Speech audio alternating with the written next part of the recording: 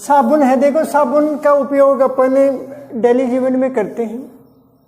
ये बनती कैसे है, किस प्रकार से इसकी क्रियाविधि होती है, आज हम पढ़ेंगे साबुन। सबसे पहले देखो अपन इसको अगर समझें तो ये सबसे पुराना अपमार्जक है। यह सबसे पुराना अपमार्जक है, पुराना अपमार्जक है।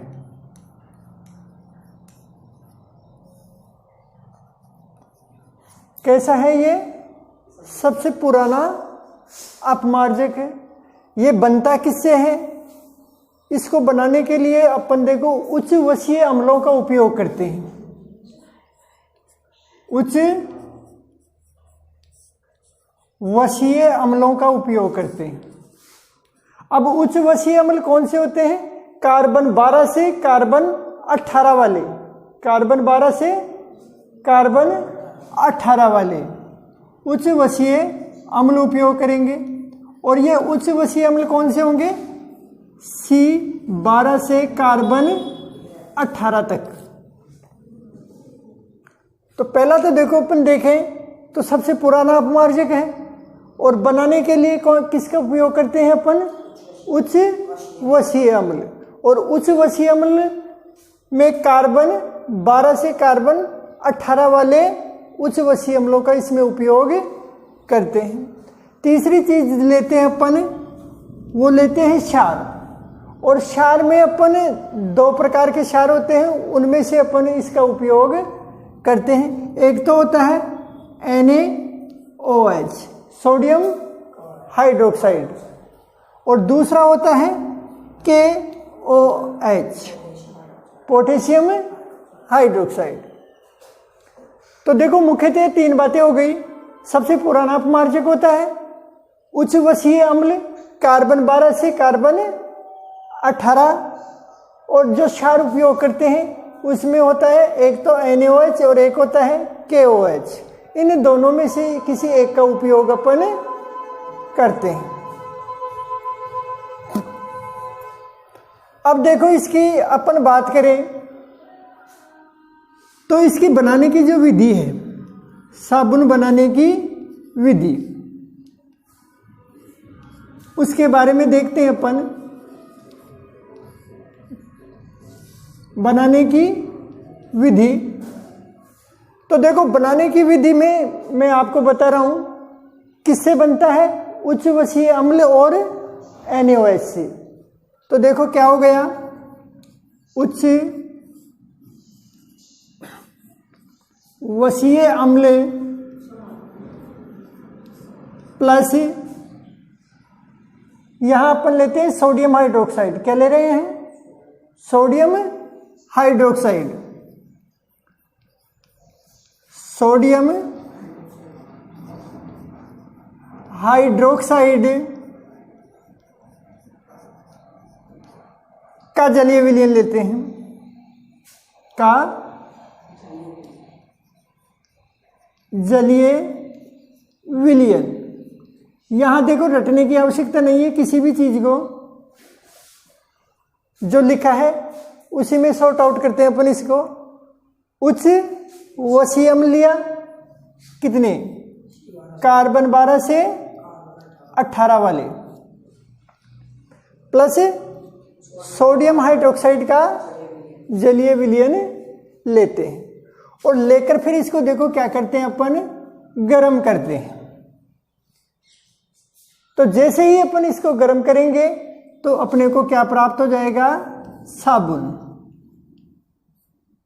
साबुन प्लस दूसरा जो उत्पाद प्राप्त होता है वो होता है ग्लिसरॉल। दूसरा जो उत्पाद होगा वो होगा ग्लिसरॉल। ग्लिसरॉल। तो मुख्यतः देखो इसमें 2 उत्पाद बने, एक तो बना क्या? साबुन, और दूसरा बना ग्लिसरॉल। बनाने की विधि आप देख रहे हो, उच्च वसीय अम्लों को अपन ने किससे के साथ गर्म किया? सोडियम हाइड्रोक्साइड के जलीय विलयन के साथ गर्म करते हैं और बनता क्या है? साबुन और ग्लिसरॉल। देखो एक क्वेश्चन पूछा जाता है बोर्ड एग्जाम में, साबुनीकरण प्रक्रिया में बनने वाले दूसरे उत्पाद का क्या नाम है? तो पहला उत्पाद तो क्या बना? साबुन, और दूसरा उत्पाद क्या बना? ग्लिसरॉल। तो आपका आंसर होना चाहिए ग्लिसरॉल। ये क्वेश्चन कई बार बोर्ड एग्जाम में पूछा गया है, ध्यान देना आप इसको। अब देखो इसका समीकरण बनाते हैं अपन।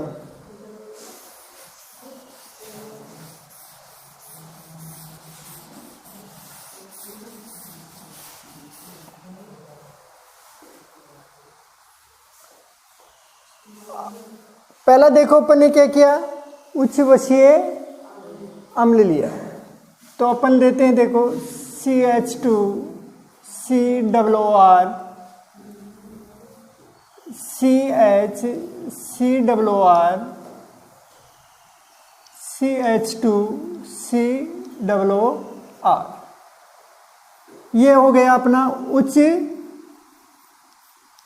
वसीय अम्ल।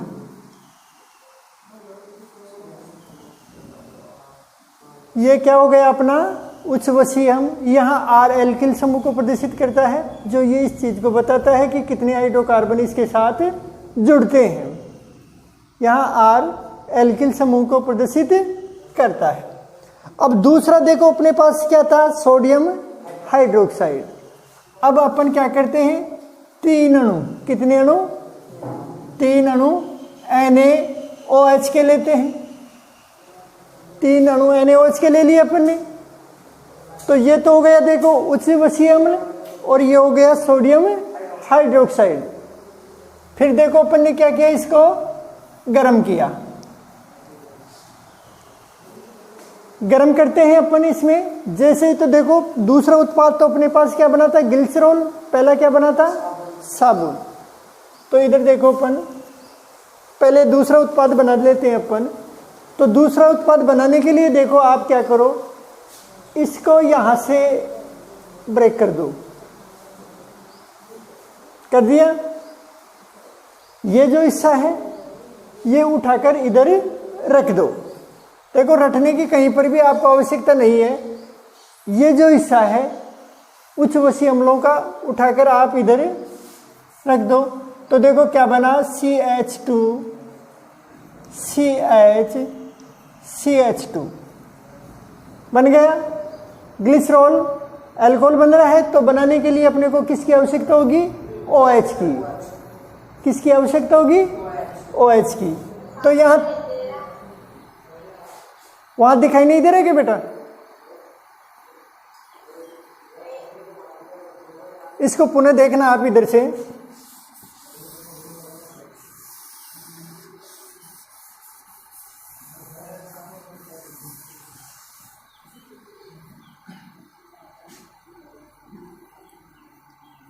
CH2 COOR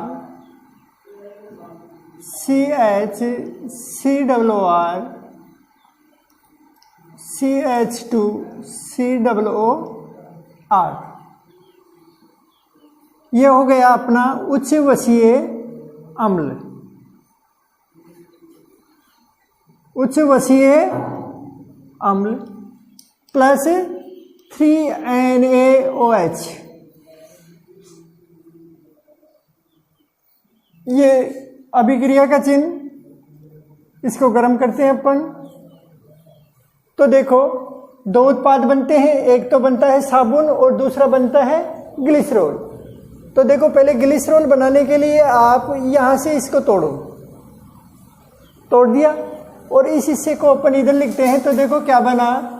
CH2 CH CH2 बन गया।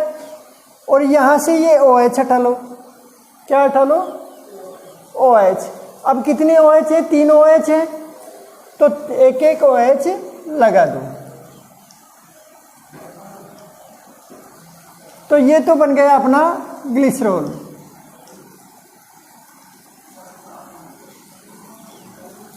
ग्लिसरॉल बन गया। पहला उत्पाद अपने पास क्या बना था? साबुन। तो बच गए क्या अपने पास? COO तीनों के पास। तो यहां देखो RCOO,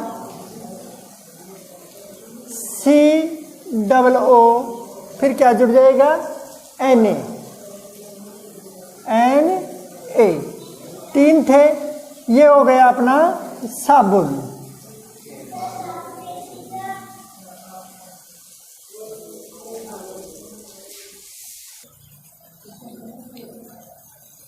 अब यहां पर अपन देखते हैं साबुन की परिभाषा। उच्च वसीय अम्ल, उच्च वसीय अम्ल जैसे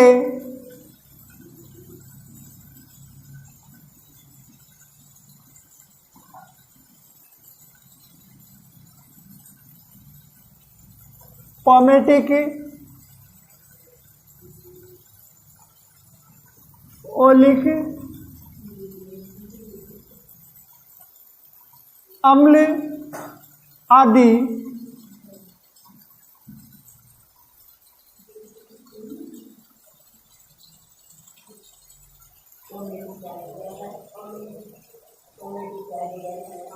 ओलिक अम्ल आदि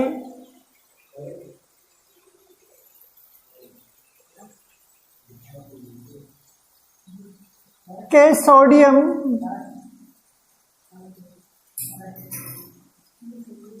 व पोटेशियम लवण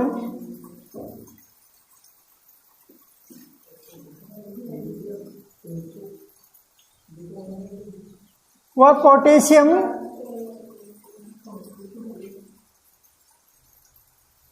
लवण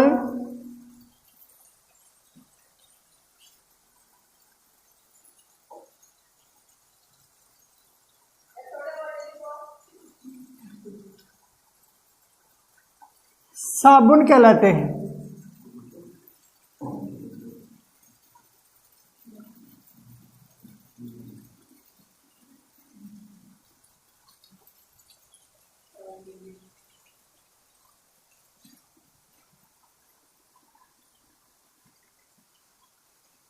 साबुन बनने की यह क्रिया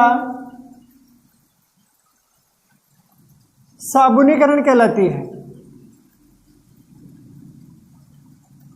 साबुनीकरण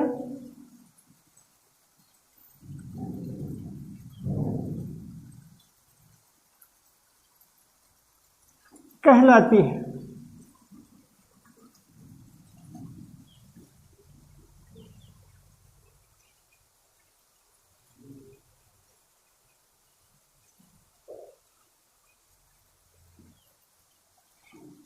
इसके बाद में अपन देखते हैं बनाने की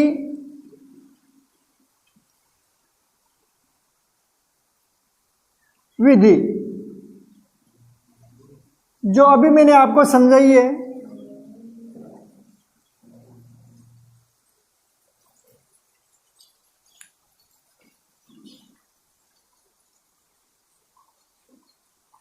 उच्च वसीय अम्ल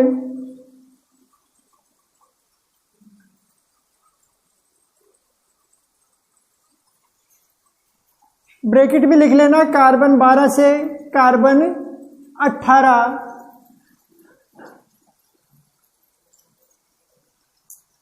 को सोडियम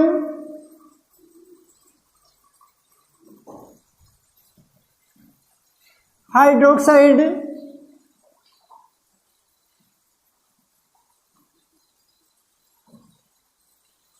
अथवा पोटेशियम हाइड्रोक्साइड,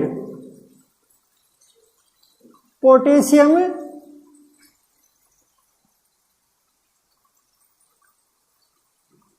हाइड्रोक्साइड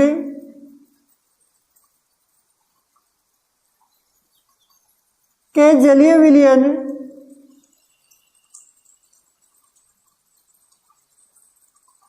के जलीय विलयन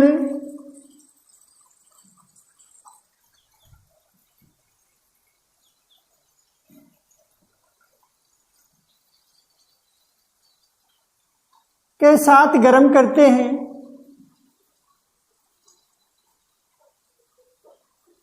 के साथ गर्म करते हैं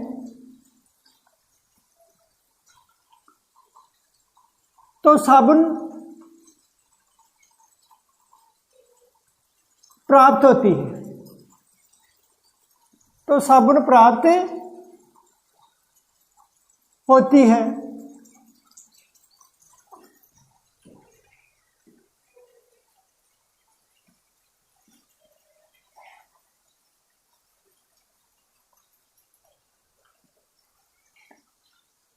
तथा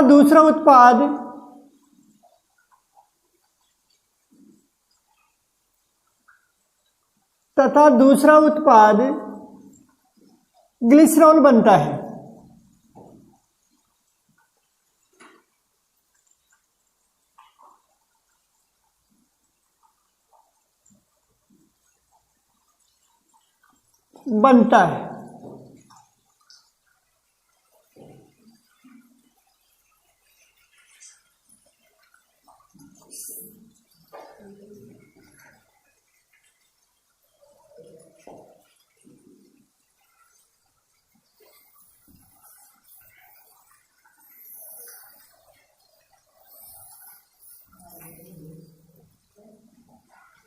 साबुन बनने की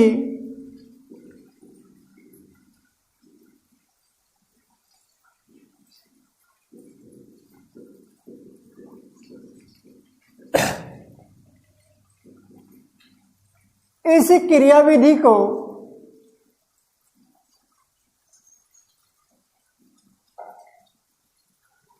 साबुन बनने की इस क्रियाविधि को साबुनीकरण कहते हैं।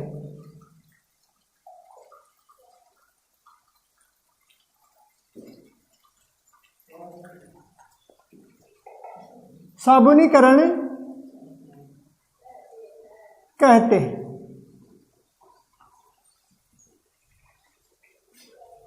फिर इसके बाद में लिखो समीकरण।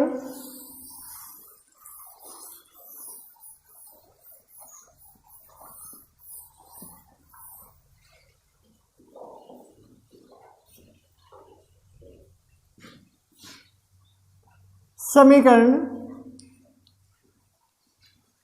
CH2COR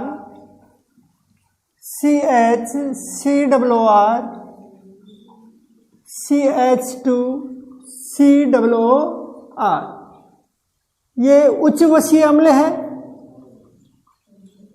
उच्च वसीय अम्ल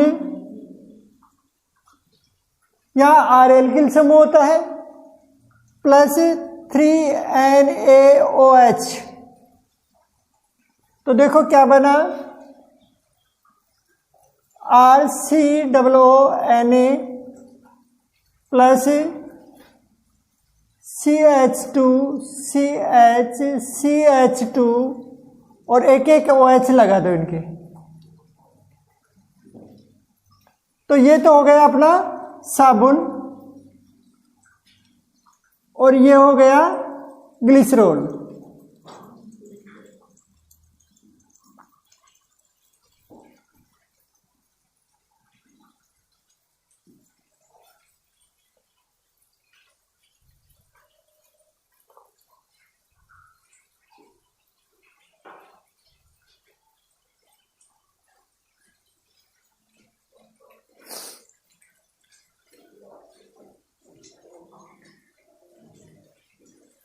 अब देखो अपन बात करेंगे कि ये साबुन काम कैसे करते हैं, किस प्रकार के जल में ये काम करते हैं। तो यहाँ अब साबुन के जो कार्य करने की विधि है वो उसको देखेंगे कि ये कौन से जल में किस प्रकार से कार्य करती है। देखो दो प्रकार का जल होता है, एक तो होता है मृदु जल, और एक होता है कठोर जल। अब बात करें अपन साबुन की, तो देखो कार्य करने के आधार पर ये जो साबुन होती है मृदु जल में तो काम करती है, मृदु जल में तो कार्य करती है, किंतु कठोर जल में काम नहीं करती।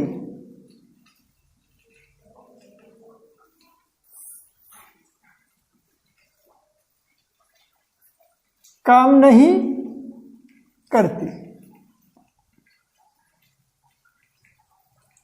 अब ये कठोर जल में काम क्यों नहीं करती, इसके लिए देखो मैं आपको बता दूं कि जो साबुन होता है, साबुन में देखो कौन से लवण होते हैं, या तो पोटेशियम लवण होगा या सोडियम लवण होगा, इन दोनों में से कोई एक होता है। और जो कठोर जल होता है, कठोर जल में देखो मैग्नीशियम और कैल्शियम आयन पाए जाते हैं।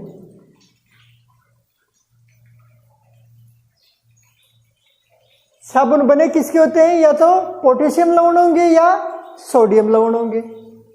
और कठोर जल में क्या पाया जाता है, कैल्शियम और मैग्नीशियम आयन पाए जाते हैं। तो ये कैल्शियम और मैग्नीशियम आयन क्या करते हैं, इनको सल्फोनेट में विस्थापित कर देते हैं। किसमें विस्थापित कर देते हैं, सल्फोनेट में विस्थापित कर देते हैं, जिससे क्या होता है कि कठोर जल में एक गंदला पदार्थ उत्पन्न हो जाता है, गंदा पदार्थ उत्पन्न हो जाता है जो कपड़े वगैरह को धुलने नहीं देता। इसलिए साबुन कठोर जल में तो काम नहीं करते, परंतु मृदु जल में कार्य करते हैं। ये क्वेश्चन कई बार बोर्ड एग्जाम में पूछा गया है कि साबुन मृदु जल में कार्य करते हैं किंतु कठोर जल में कार्य नहीं करते, क्यों? तो इसमें आप लिखोगे, देखो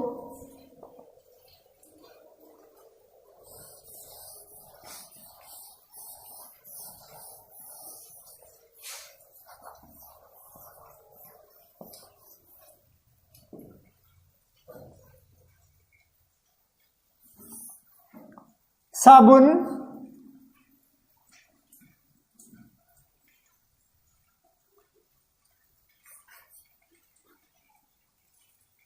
मृदु जल में ही काम करते हैं,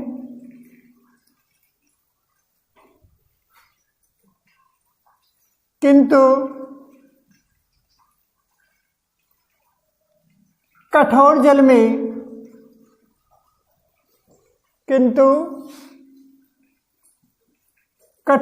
में काम नहीं करते।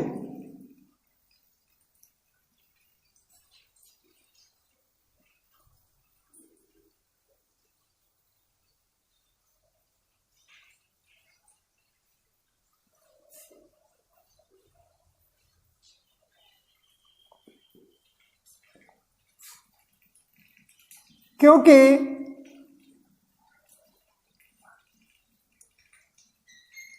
कठोर जल में उपस्थित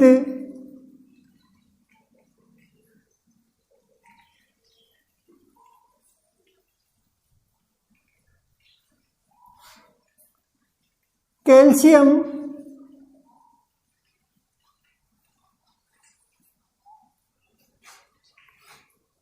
व मैग्नीशियम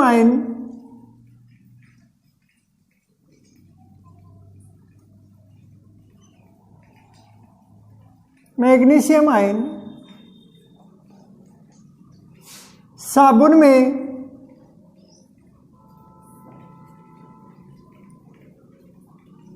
उपस्थित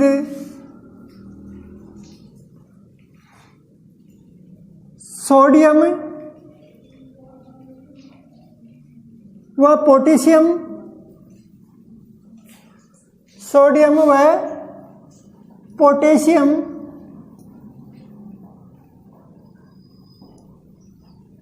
आयनों को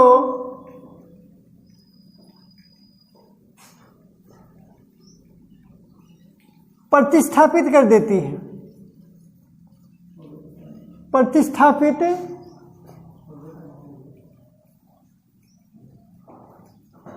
कर देती है।